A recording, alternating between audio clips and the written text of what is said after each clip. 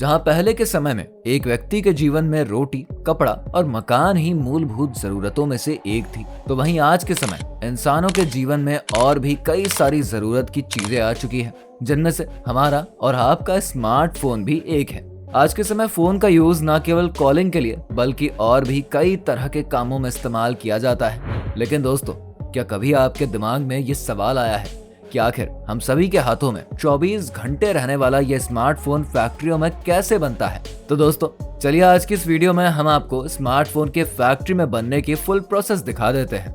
एक फैक्ट्री के अंदर मोबाइल को बनाने के लिए सबसे पहले मोबाइल की बॉडी को तैयार करने का प्रोसेस स्टार्ट किया जाता है। मोबाइल की बॉडी बनाने के लिए सबसे पहले एक एल्यूमिनियम की बड़ी शीट को फैक्ट्री में मौजूद इस मशीन के अंदर रख दिया जाता है, जिससे कि यह मशीन एल्यूमिनियम के छोटे छोटे पीसेस काट कर बाहर निकाल देता है। इसके बाद इस मोबाइल बॉडी के कवर को जिन भी स्थानों पर काटने की जरूरत होती है, उन स्थानों पर इस बॉडी कवर को फैक्ट्री में मौजूद इस मशीन की सहायता से काट लिया जाता है। इसके बाद बारी आती है इस मोबाइल बॉडी के कवर को एक बढ़िया सा शेप देने की, जिसके लिए फैक्ट्री में मौजूद सीएनसी मशीन की सहायता से मोबाइल बॉडी के कवर को एक सही और उचित आकार दे दिया जाता है। फिर फैक्ट्री के वर्कर्स इन सभी मोबाइल बॉडी कवर्स को पानी में अच्छी तरीके से धो लेते हैं। इतना सब होने के बाद मोबाइल का बॉडी कवर पूरी तरीके से बनकर तैयार हो चुका है। अब जब मोबाइल का बॉडी कवर पूरी तरीके से बनकर तैयार हो जाता है, तब बारी आती है मोबाइल के टच स्क्रीन को बनाने की। मोबाइल के टच स्क्रीन को बनाने के लिए मोबाइल फैक्ट्री के अंदर ढेर सारे ग्लास को मोबाइल की साइज के हिसाब से छोटे छोटे पीसेस में काट लिया जाता है।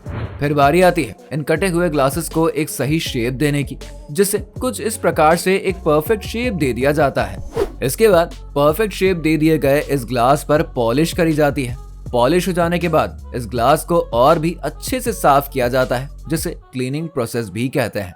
इसके लिए इस ग्लास को क्लीनिंग प्रोसेस से होकर गुजारा जाता है। इस प्रोसेस में ग्लास को पानी से होकर निकाला जाता है, जिससे कि ग्लास एकदम अच्छे तरीके से क्लीन हो जाता है।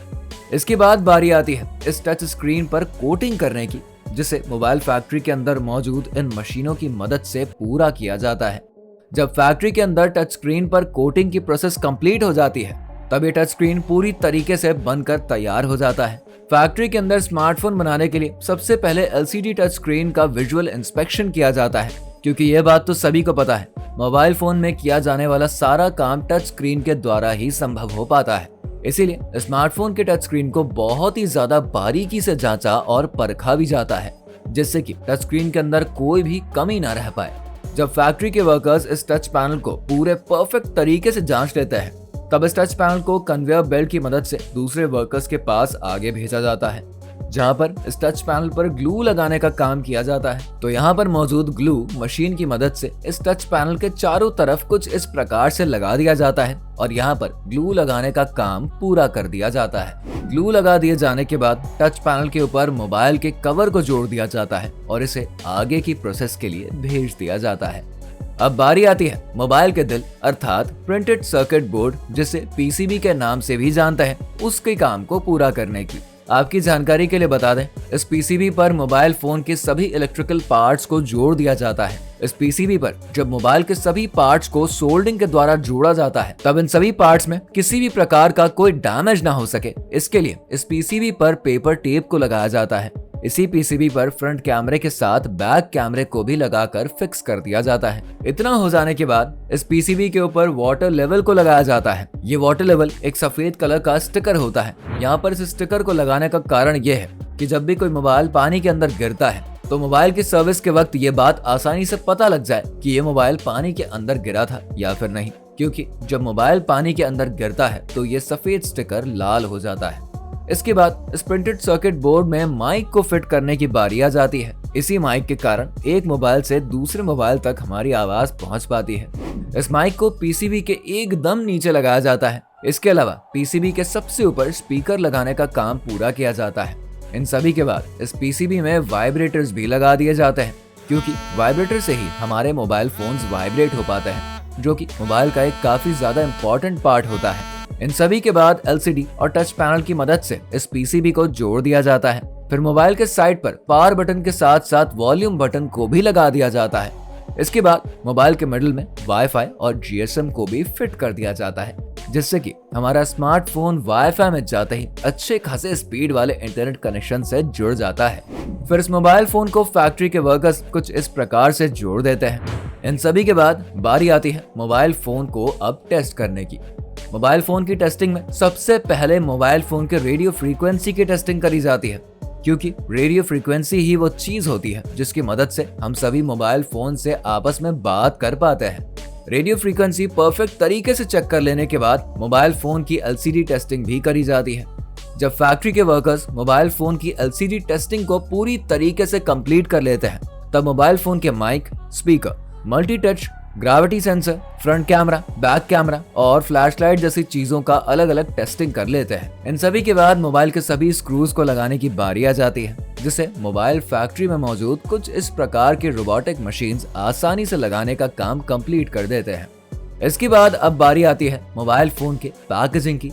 फिर पैकेजिंग लाइन में असेंबल डिवाइसेस पर इंटरनेशनल मोबाइल इक्विपमेंट्स आइडेंटिटी अर्थात IMEI लेबल को लगाया जाता है। इसके बाद इसके ऊपर एक ऑपरेटर बैक हाउसिंग लगाकर स्मार्टफोन डिवाइस की पैकेजिंग कंप्लीट कर दी जाती है और कुछ इस तरह से एक मोबाइल फोन की पैकेजिंग को फैक्ट्री के अंदर पूरी तरीके से कंप्लीट कर लिया जाता है। मोबाइल फोन के लिए सबसे ज्यादा जरूरी मोबाइल फोन का चार्जर होता है, जिसके बिना मोबाइल को चार्ज करना इम्पॉसिबल होता है। एक फैक्ट्री के अंदर मोबाइल फोन के चार्जर को बनाने के लिए सबसे पहले मोबाइल फोन के चार्जर के कवर को बनाने की जरूरत पड़ती है, जिसके लिए इस कवर के कच्चे रॉ मटेरियल्स अर्थात प्लास्टिक का दाना, HDPE और पॉलीमर को फैक्ट्री में मौजूद इस मशीन में डाला जाता है। तो ये मशीन इन सभी रॉ मटेरियल्स को एक पेस्ट के रूप में चेंज कर देती है। इस मशीन के नीचे एक मोल्डिंग मशीन लगाई गई होती है, जो कि इस पेस्ट को मोबाइल के चार्जर का आकार देती रहती है और कुछ इस प्रकार से मोबाइल के चार्जर को बाहर निकालने का काम करती है।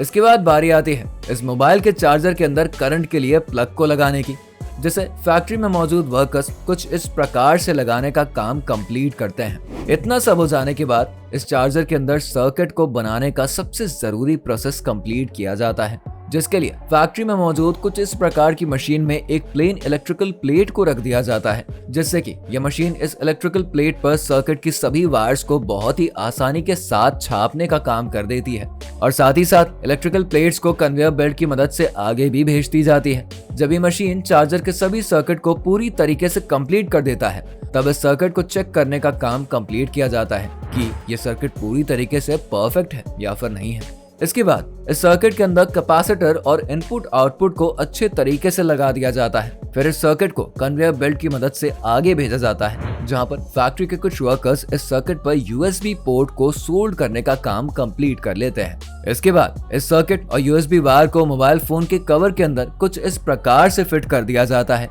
इन सभी को फिट करने के बाद इस चार्जर में प्लग और पिन को भी बढ़िया तरीके से फिक्स कर दिया जाता है। इतना सब हो जाने के बाद इस चार्जर की टेस्टिंग करी जाती है और इस चार्जर पर हाइड्रोलिक मशीन की मदद से कंपनी के लोगो और कुछ डिटेल्स को भी लगा दिया जाता है।